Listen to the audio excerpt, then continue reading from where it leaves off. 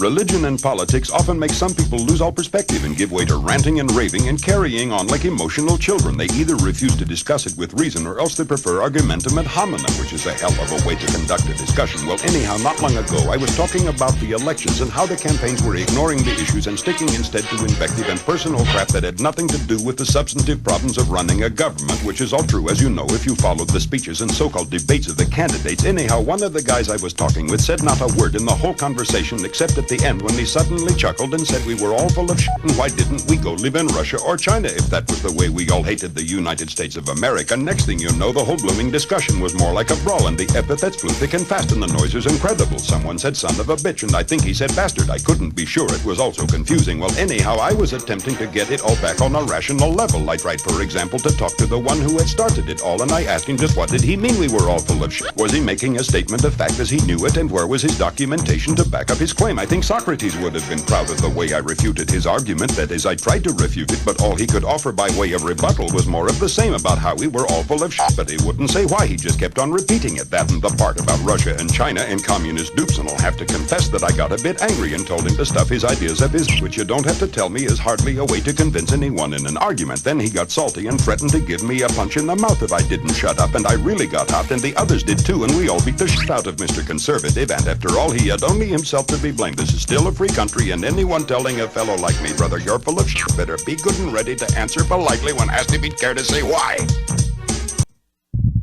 Bye-bye. See you soon.